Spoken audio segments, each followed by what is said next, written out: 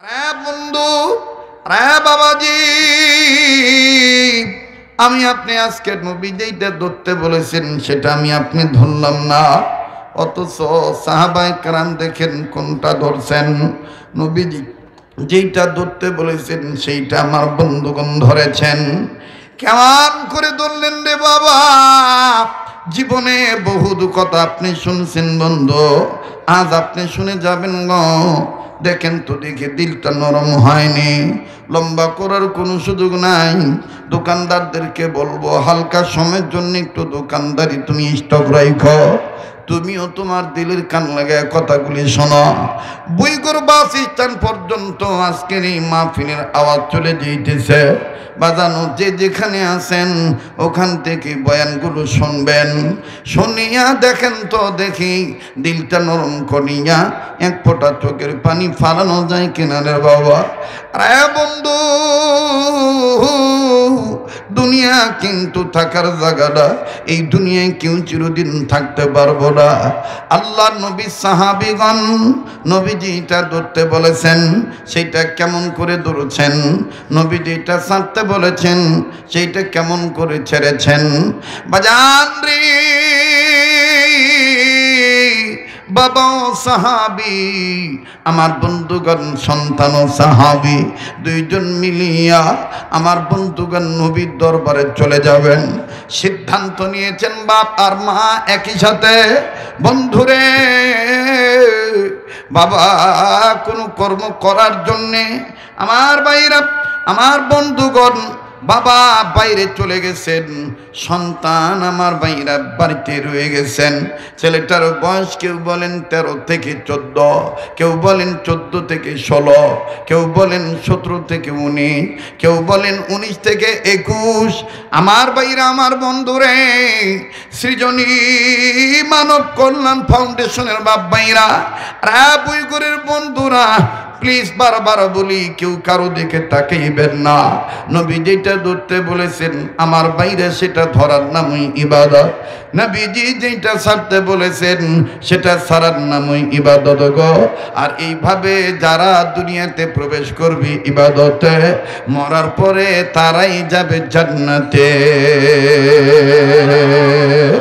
ফাদখুলি ফি ইবাদি ওয়াদখুলি জান্নাতি। পড়েন, ফাদখুলি ফি ইবাদি ওয়াদখুলি জান্নাতি। আমার ভাইরা, পুত্র সাহাবী হঠাৎ করে মায়ের ডাক দিয়ে কামা গো, আজ কদিন যাবৎ ক্ষুধার্ত, আমার পেটে কোনো খাবার নাই মা,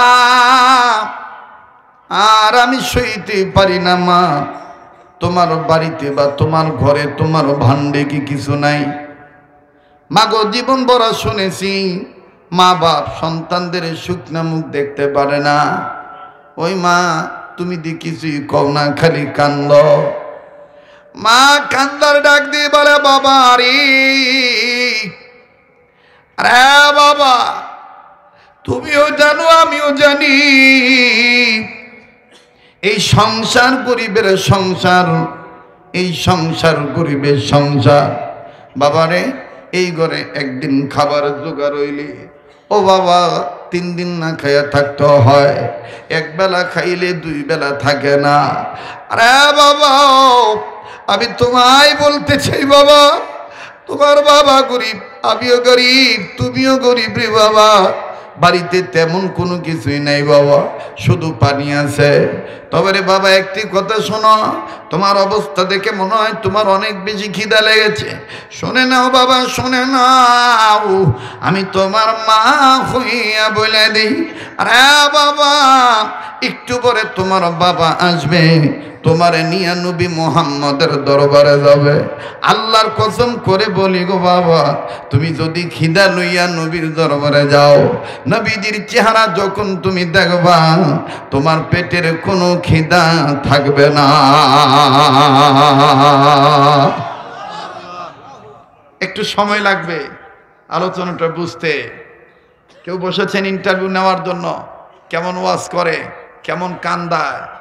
এইটা লৌকিকতার জিনিস না, এটা নাটক না, এটা আল্লাহর পক্ষ থেকে আসতে হয়। দা গুড নিউজ কাম স্লোলি, ভালো কাজের রেজাল্ট আস্তে আস্তে আসে। এই রাত্রটা তো জীবনের শেষ রাত্র হইতে পারে। আগামীকালকে তো এই সময় আমি আপনি কবরের বাসিন্দাও হয়ে যেতে পারি। কথা কন। এই জন্য অনুরোধ করব, কেউ কারো যাওয়া দেখে কেউ যাবেন না, নিজের চিন্তা নিজে করবেন।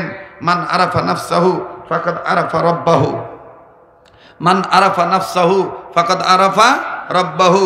যে নিজেরে চিনল সে আমার আল্লাহরে চিনল, যে নিজেরে চিনে নাই সে আমার আল্লাহকেও চিনে না।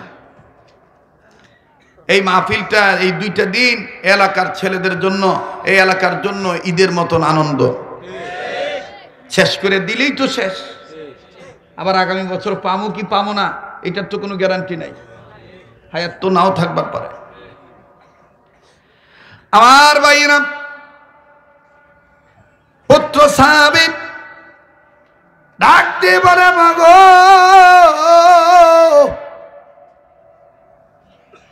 তাইলে আব্বা কখন আইব?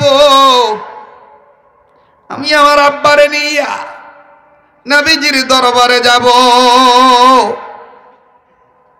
আমি নবীজির চেহারা দেখা নিজের ক্ষুধার যন্ত্রণা আমি মিটাবো। মায় ডাক দিয়ে কয়, বাবা এই তো বুঝি তোরা বায়া পড়ছে। দরজার দিকে নজর করে দেখে পিতা মহোদয় তিনি ঘরের মধ্যে প্রবেশ করতেছেন সালাম দিয়া।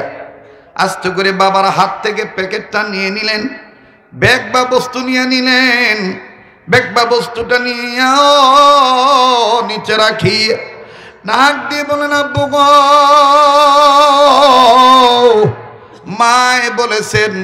মা বলেছেন আপনি নাকি আমার নিয়ে নবীর দরবারে যাইবে।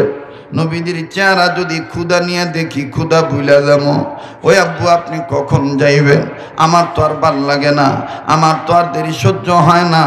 মায় ডাক দিয়ে বলার পরে, সন্তান ডাক দিয়ে বলার পরে বাবা ডাক দিয়ে বলতেছেন, বাবা রে, ও বাবা আমি এখনই যাব, তোর মার সাথে পরামর্শ হয়েছে, চল যাই বাবা, নবীজির দরবারে যাব, নবীজির চেহারা তোর আমি দেখাবো।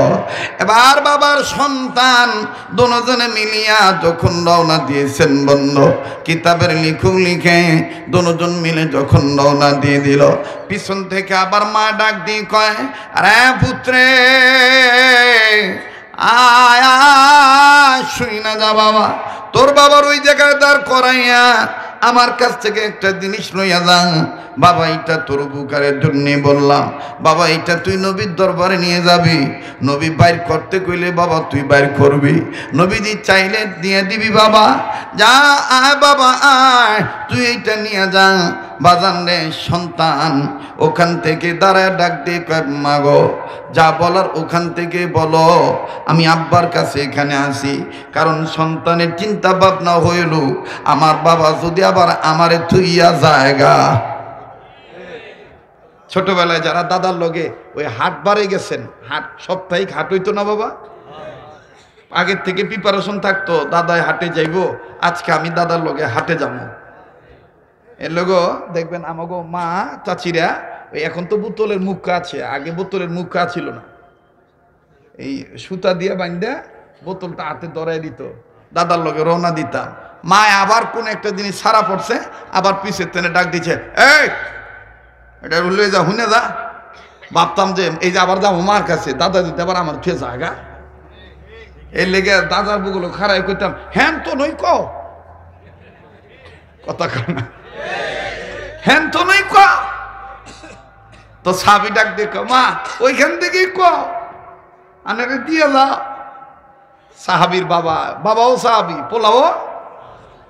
এবার পিতা সাহাবি, পুত্র সাহাবির কাঁধে আস্তে করে একটু আদ্রভাবে ধাক্কা দিয়ে কয়, আরে মার ডাকে সারা দিলে খোদার রহমত পাওয়া যায়, মায় কিছু দিলে বরকত হইয়া যায়। আল্লাহু আকবার। মার ডাকে সারা দিলে খোদার রহমত পাওয়া যায়, মায় কিছু দিলে নিলে বরকত হইয়া যায়। এভাবে আদ্রভাবে যখন ধাক্কা দিচ্ছে গেছে, যাওয়ার পরে কয় মা কি দিবা দাও, আব্বা দাঁড়া রয়েছে, আমার সহ্য হইতেছে না, আব্বা যদি দেওয়ার আমার ঠেয়া জায়গা। এবার আস্তে করে মা ভিতরে যাইয়া ঘরের ভিতর থেকে পোলায় মনে করছে কি জানি কি দিব, আমি নবীর দরবারে নিয়ে যাবো, নবীর হাত দিয়ে দিব। কিন্তু এখন পোলায় হঠাৎ করে দেয় মা রাতে 1.5 হাত 2 হাত একটা চাকু তরবারি খঞ্জর এই পিঠ করতেছে, চিৎকার করতেছে, কোন স্থানগুলির মানে এই কিনাঙ্গুলের আগা দিয়া দাঁড় দেখতেছে। মা ডাক দিয়ে বলতেছে চমৎকার দাঁড়, গতকালকে তোর লেগে রেডি রাখছি, এটা লয়ে তুই নবীর দরবারে যা। পোলায় ডাক দিয়ে কয় মা ভাবলাম কি আর দিতেছ কি, ওই মা তরবারি কি লিখে দিতেছ, যুদ্ধ লাগবো নি? ডাক দিয়ে কয় না যুদ্ধ লাগবো না, আমি গতকালকে রাত্রে স্বপ্ন দেখছি আল্লাহর নবী এই তরবারির মাধ্যমে তোরে জান্নাতের টিকিট দিতেছে। প্লিজ কথা দিলের কান লাগায় শুনে বোধগম্য করার চেষ্টা করেন। এবার যখন শুনছে জান্নাতের টিকিট দিতেছে, এটা মায় স্বপ্ন দেখছে আল্লাহর নবী আমারে এই তরবারির মাধ্যমে জান্নাতের টিকিট দিতেছে, খপ করে নিছে নিয়ে মা আমি আল্লাহ যাই, যাও। তরবারি এইভাবে কোমরের ছেদ করছে, বাক্সের মধ্যে ঢুকাইয়া ছেদ করছে। আমার বন্ধুগণ, আমার ভাইরা, মা আবার পিছনের তেনে কয় নবী যখন বার করতে কইব তুই বার করবি।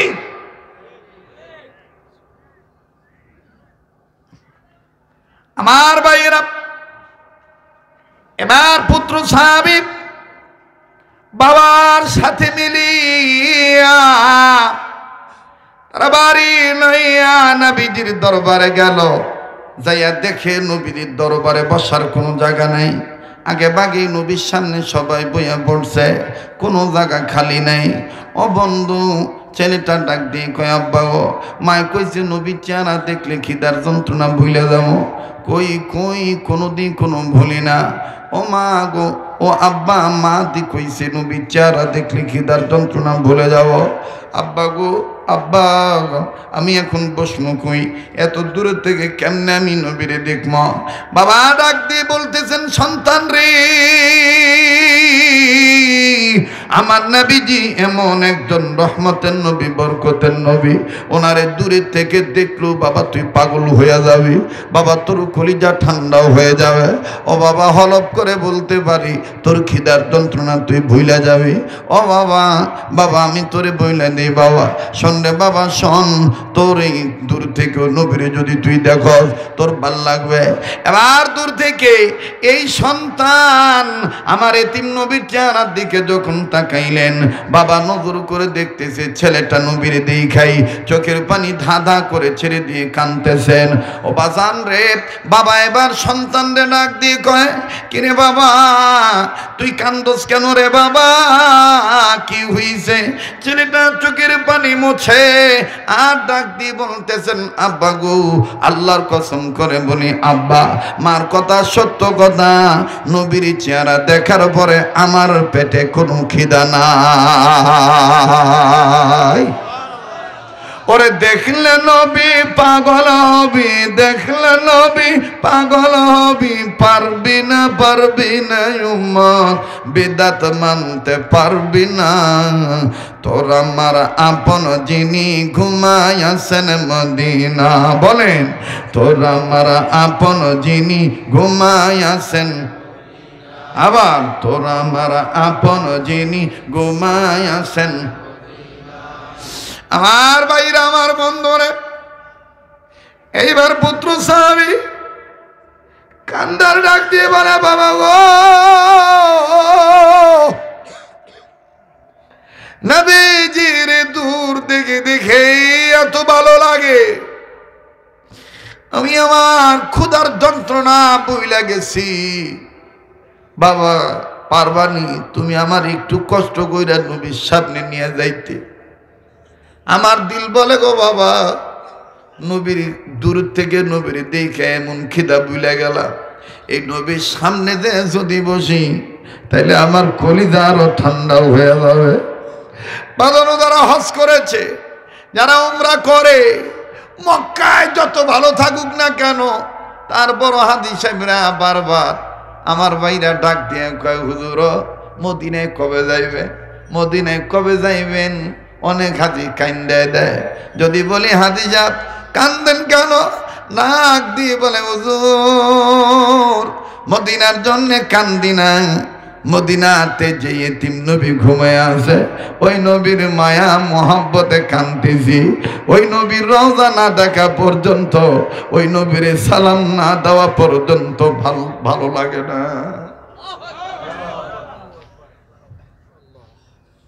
সবাই হাকিকতান কাঁদতে পারবেন না, এটা আমি জানি। একটু মনে বুঝান। আমি ওয়াদা করতেছি আগামী কয়েকদিন পর, আগামী মাসের দিকে প্রথম সপ্তাহে আমি সোনার মক্কা মদিনায় চলে যাব। আপনাদের জন্য আমি দোয়া করব কাবা ধরে, আমি ভুলবো না আপনাদের। কিন্তু আমি চাই একটা ফোঁটা চোখের পানি দেখেন নবীর আশিক হয়ে ফালাইতে পারেন কিনা। আরে ভাই জীবনে কত রাত কত জায়গায় কাটান, আজকে না ওই জায়গায় বসে রয়েছেন নবীর প্রেমে। এটাই তো হাসরের ময়দানে নবীজির কাছে আমাকে আপনাকে পৌঁছে দিতে পারে। যাই আর কি করবেন ভাই, একটু ধৈর্য ধরেন। বাবা ডাক দিয়ে বললেন, বাবা রে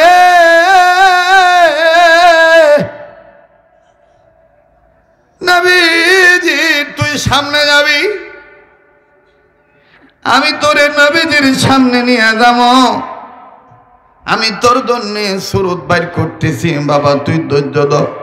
এবার পিছন থেকে বাবা ডাক দিয়ে কয়, সাহাবীরা রে কেউ পারবানি, আমার এই ছেলেটা তার মার কথায় এমন একিং করছে, নবীরে দেখা তার দিলটা ঠান্ডা হয়ে গেছে, খিদার যন্ত্রণা বুঝলে গেছে, আমার এই পোলাটা নবীর সামনে যায় বইতে চায়।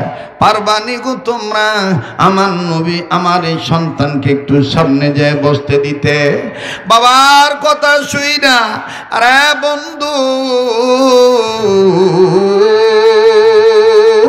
এবার সাহাবীরা এই বালক সাহাবীকে নবীর সামনে যাইতে সহযোগিতা করলে। এই বালক সাহাবী নবীর সামনে চলে গেলেন।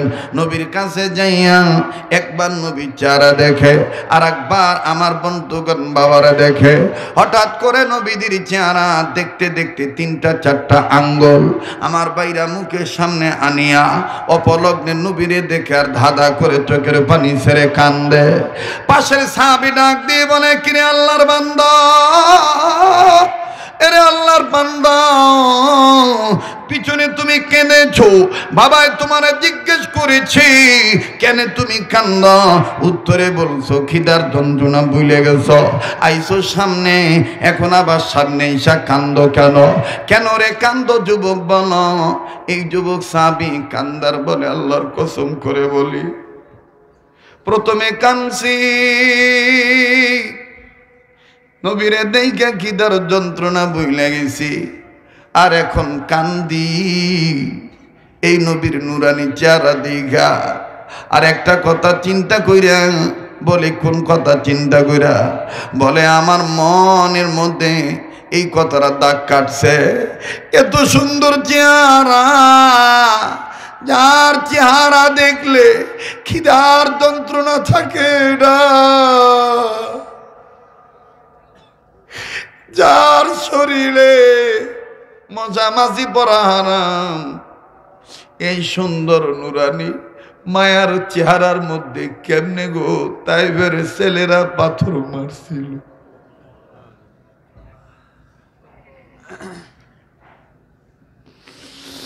কেমনে গো তাইফের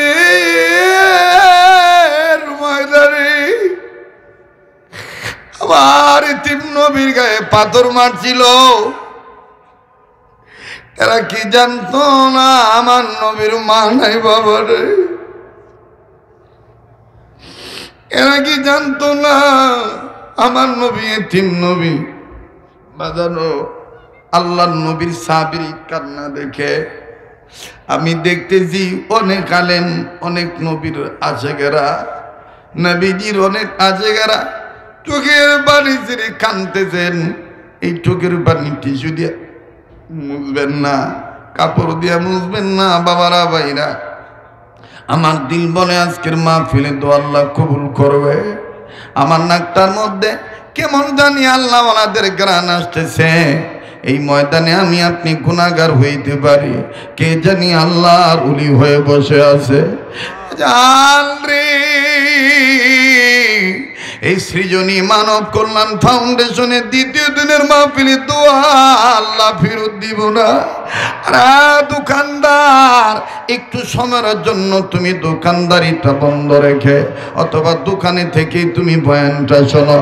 বাড়িওয়ালা বাপ ভাইরা, মা বোনেরা, ওরে আমার এলাকার বাপ ভাইরা, আমার প্রতিবেশী, আত্মার আত্মীয়, রক্তের ভক্ত তোমরা, তোমাদের জন্য জীবনের শেষ বয়ান মনে করে বয়ান করছি।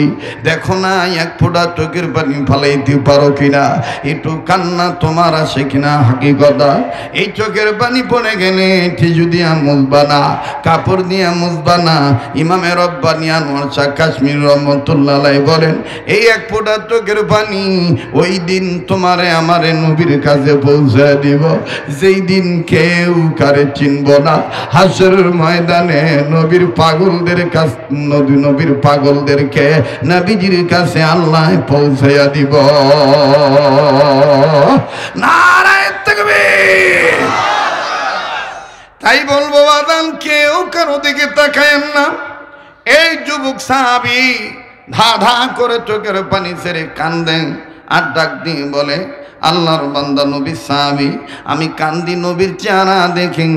এই নবীর চেহারা এত মায়া, এত সুন্দর চেহারার মধ্যে তাইফের ছেলেরা কেমনে পাথর মারছিল। ওরা কি জানতো না আমার নবীর মা নাই, বাবা নাই? ওই সাহাবী এইবার ডাক দিয়ে বলে, আরে যুবক, তোমার অবস্থা দেখে মনে হয় তুমি নবীর অনেক বেশি ভালোবাসো। এই যুবক সাহাবী কান্নার ডাক দিয়ে বলে, জিজ্ঞাসা যেহেতু করেছে উত্তর দিয়ে দেই, আমি আমার বাবার চাইতে, মায়ের চাইতে, এমনকি আমার জীবনের চাইতে নবীজিকে বেশি ভালোবাসি। একটু জোরে কোন সুবহানাল্লাহ। বাপের চাইতে, মায়ের চাইতে এবং নিজের জীবনের চাইতেও নবীরে বেশি ভালোবাসে। বাংলাদেশে বিভিন্ন জায়গায় ওয়াজ করি, আজকেও এখানে আসছি, যুবকরা আলেমদেরকে পাইয়া এত খুশি, এরা যদি আমার নবীরে পাইতো না জানি কি করত। কথা বলেন ঠিক কিনা? এই যুবক সাহাবী যখন ডাক দিয়ে বললেন, আমি আমার বাবার চাইতে, মায়ের চাইতেও, এমনকি নিজের জীবনের চাইতেও নবীজিকে বেশি ভালোবাসি। কথাটার আওয়াজ আল্লাহর নবী শুনে ফেললেন। নবীজি এবার আওয়াজ বন্ধ করে দিয়ে যুবক সাহাবীরে ডাক দিয়ে কয়, তুমি দাঁড়াও। এবার দাঁড়াইছে, দাঁড়ানোর পরে ডাক দিয়ে কয়, তুমি কি কইছ? বলে, মায়ের চাইতে, বাপের চাইতে, আমার চাইতে আপনার বেশি ভালোবাসি। বলে, আবার এইদিকে আসো। নবীজির কাছে গেছে, আবার বলে, আবার বলো তুমি কি কইছ? বলে, বাবার চাইতে, মায়ের চাইতে, নিজের জীবনের চাইতে আপনার বেশি ভালোবাসি। বলে, আবার বলো, তিনবার হবে। এবার সাহাবী বলে, কেন এতবার বলান গো নবীজি? বলে, তোমার এই কথাটা আল্লাহ পাক এবং জিব্রাইল শুনতেছে।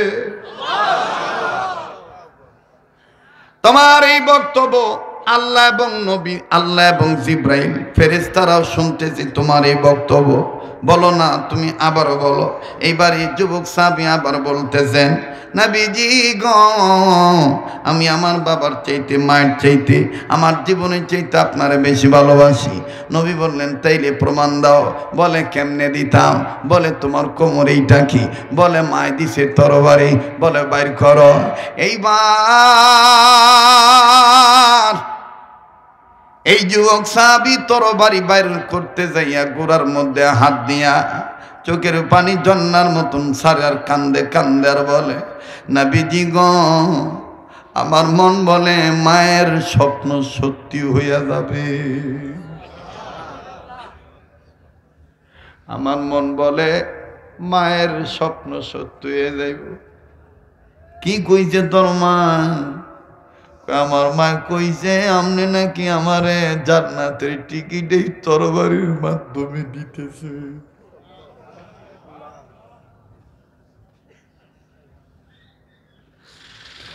আমার নবী ডাক দিয়ে বলে, দে তরবারি দে। এরপরে আমি বলবো তোর মার কথা সত্য কিনা আমি পরে বলবো, আগে দে তরবারি দে। ওমর, উসমান, আলী, আবু বকর সব সাহাবীরা চাইয়া রইছে, কি ব্যাপার এই বালক সাহাবী তরবারি দিয়া নবী কি করব? মনে হয় যুদ্ধ অনেক দূরে লাগবো, আগে থেকেই নবীজি বাচ্চা পোলাটারে পাঠায় দিব।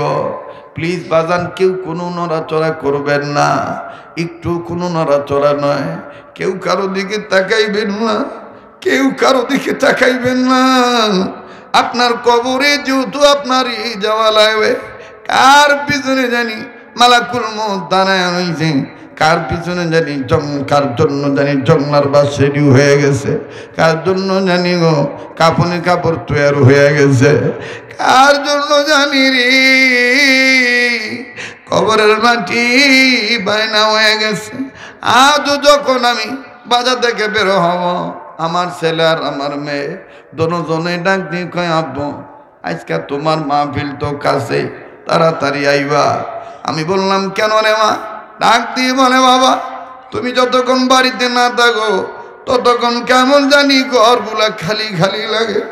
আব্বু তুমি আইবা, তোমার গলা জড়ায় ধরে ঘুমাবো।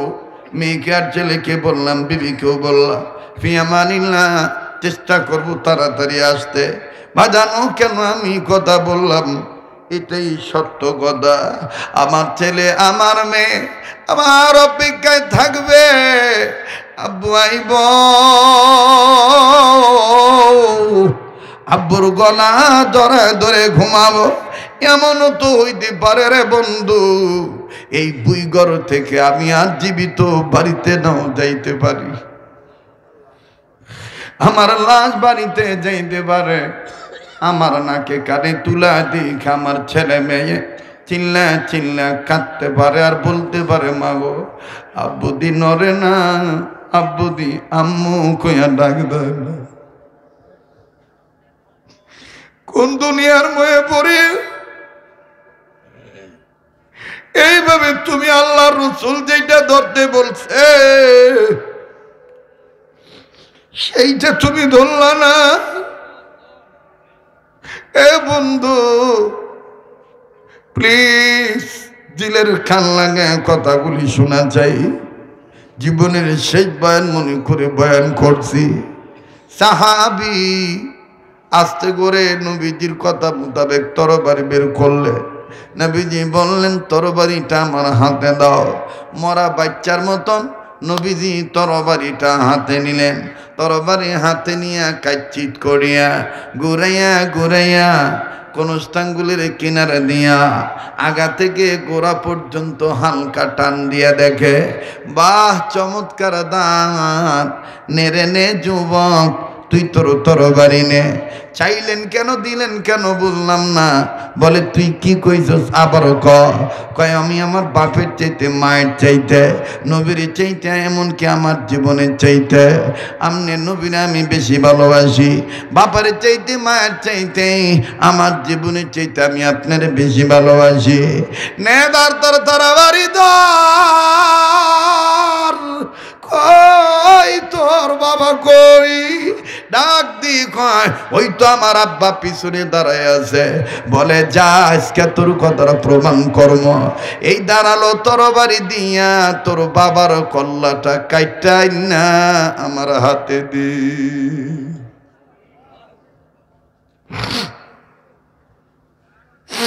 তাইলে আমি বুঝবো তুই আমার তোর বাপের চাইতে, মায়ের চাইতে, তোর জীবনের চাইতে বেশি ভালোবাস।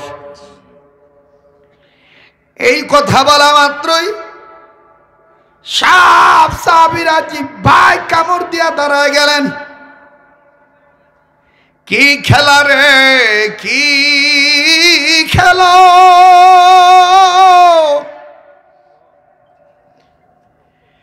প্রেম কারে কয় রে? নবীজি কি কইল?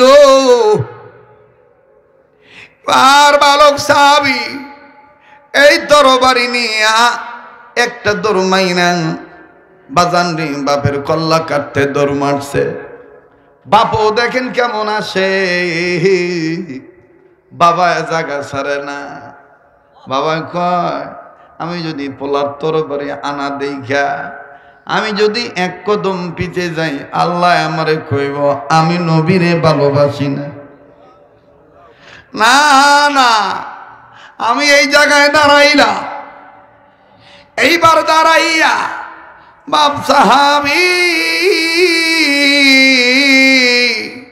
ডাইন পায়ের বৃদ্ধাঙ্গুলির আগা দিয়া জাগার মাটি এরকম করে খোলডায় বালি তোলে, আর চোখের পানি ঝর্ণার মতন ছেড়ে দিয়ে কান্দার বলে, মাটি রে তোরে সাক্ষী রেখা আল্লাহর কাছে কইয়া দেই, শুকরিয়া আদায় করি যে আমার মতন গরিব মানুষের ঘরে এইরকম একটা পাক্কা আশিকে রাসূলের জন্ম হইছে।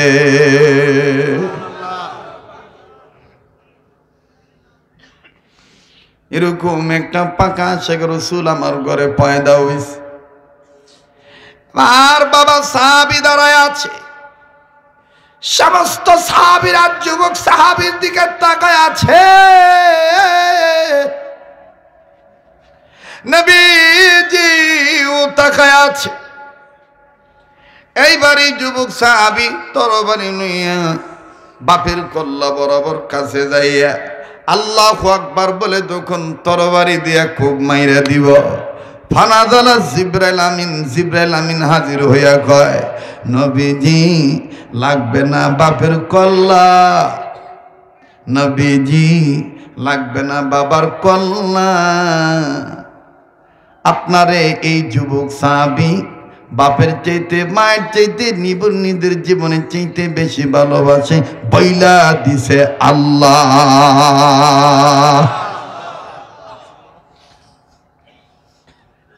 লাগবে না বাবার কল্লা,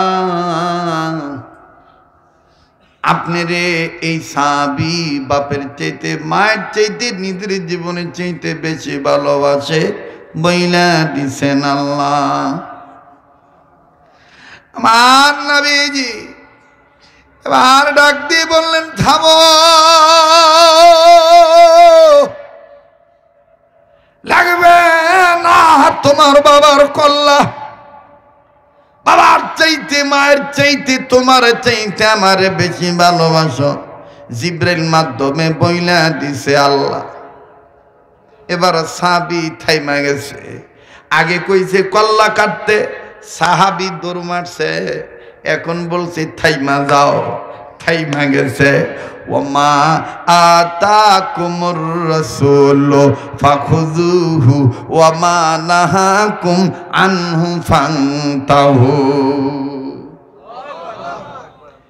এবার সাহাবী থেমে গেলে আল্লাহর নবী ডাক দিয়ে কয়, বাবা আর পোলায় দুইজন মিলে আমার কাছে আসো, তরবারি জায়গাটা জায়গায় ঢুকাও। সামনে অনেক করুণ ঘটনা, যারা শেষ সময় ধৈর্য ধরতে পারবেন তাদেরই কপাল খুলে যাবে। একটু ধৈর্য ধরো বাবা। আমার মন বলে রে জীবনের আমার ভাইরা, আজকের এই মাহফিলটা বারবার আমার মন বলে এই মাহফিলে তো আল্লাহ কবুল করবে। একটু বাজান মনোযোগী হয়ে কথাগুলি শোনা চাই। স্টলে যারা আছো যুবকেরা, যে যেখানে আছো কথা বলবা না, কথার আওয়াজ যেন এই মুহূর্তে না আসে। কেননা এত রাত্রিতে সুপ্রিম কোর্টের দরজা বন্ধ, জজ কোর্টের দরজা বন্ধ, আমার আল্লাহ পাকের কুদরতের দরজা খোলা। ও বাজান কার কি চাওয়া আছে আল্লাহর কাছে চাইও।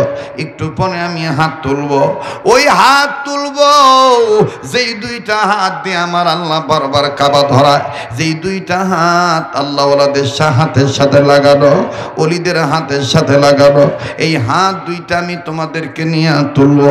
একটু ধৈর্য ধারণ করো বাবা, কথাটা আমাকে শেষ করতে দাও। দেখো কি করুন চিত্র। আল্লাহ রসুল যা ধরতে বলেছেন কেমনে ধরলেন, নবী যেইটা ছাড়তে বলেছেন কেমনে ছেড়ে দিলেন।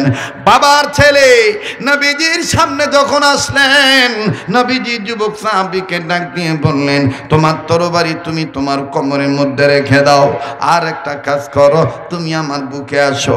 যুবকরে আমার বুকের সাথে তুমি বুকটা লাগাও, তোমার বুকের সাথে আমি বুক লাগাবো, আমি তোমার সাথে মহান নাকা করো।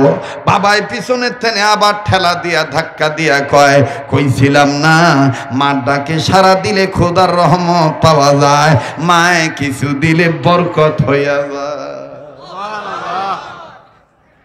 যা নবী তোরে ডাক দিয়েছে, নবীজির বুকে যা। নবীজির বুকে যাওয়া মানে আল্লাহর কোলে উঠা। এইবারও যুবক সাহাবী নবীর সাথে বুকের সাথে বুক মিলাইলো। নবীজি যুবক সাহাবীর পিছনে এরকম করে হাত এরকম দোয়া দেয় আর বলে, কপাল লাইগা গেছে রে, কপাল খুইলা গেছে রে, আল্লাহ তোরে পছন্দ করছে। আর নবীজি এবার কোলাকুলি শেষ হওয়ার পর ডাক দিয়ে বলে, ও ছেলের বাবা সাহাবী, একটা কথা বলে দেই, তোমারই ছেলে যেদিন মারা যাইব আমারে না জানাইয়া কবর দিও না। খুব খেয়াল, আমারে না জানাইয়া তোমার এই পোলার লাশটা কবর দিও না। বাবা ফট করে কান্দা দিছে। ও নবী গো, কি লইয়া? নবীজিও কান্দা কান্দা কয় যে আমারে বাপের চাইতে মায়ের চাইতে নিজের জীবনের চাইতে বেশি ভালোবাসে। ওই মারা গেলে আমি আবার নিজের হাত দিয়ে আমার লাশটা গোসল করে দিব।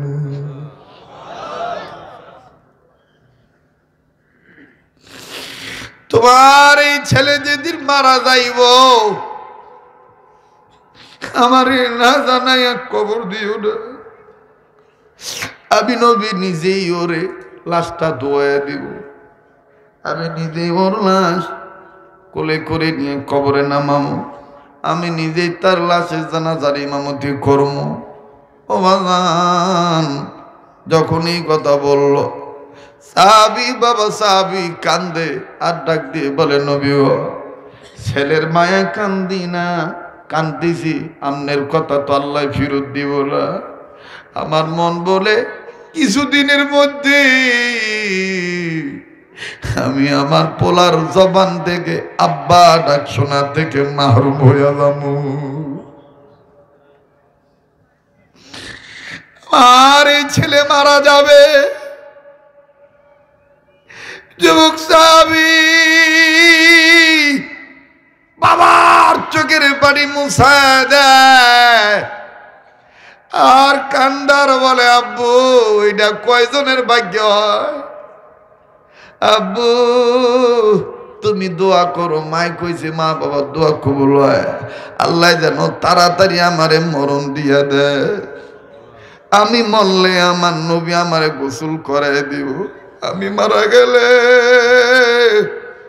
আমার নবী আমারে ধোয়া দিব, আমার গায়ে কাপড়ে কাপড় পরাই দিব, আমার নবী আমারে কপালে চুমা দিয়া জানাজার ইমামতি করব। আমার নবী নিজে কুলি কইরে দিয়া নাকি কবরে নামাইব, আমার কবরে আমার নবী মাটি দিয়া দিব। এর চাইতে বড় কপাল আর কি হইতে পারে? ও আব্বা তুমি দোয়া করো তাড়াতাড়ি যেন আমার মরণ হয়ে যায়।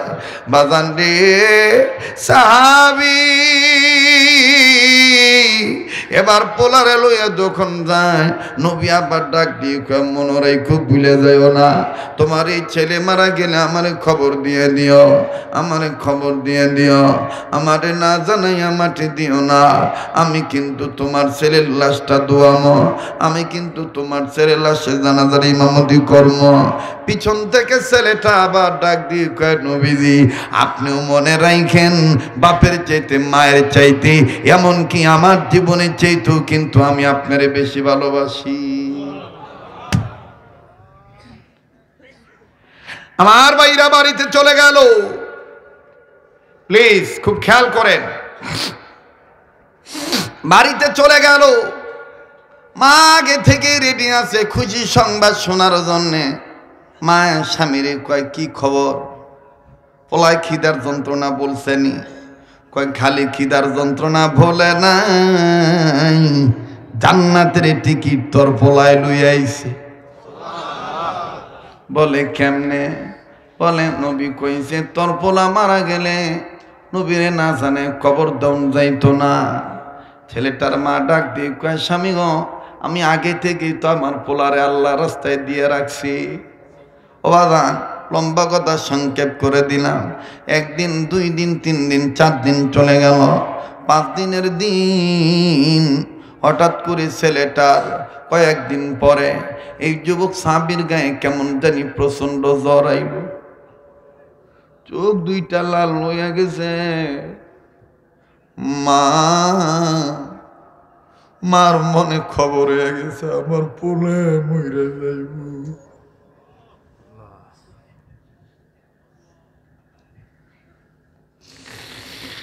ছেলে সাহাবী কান্দে, ডাক দি মা গো কান্দোস কে?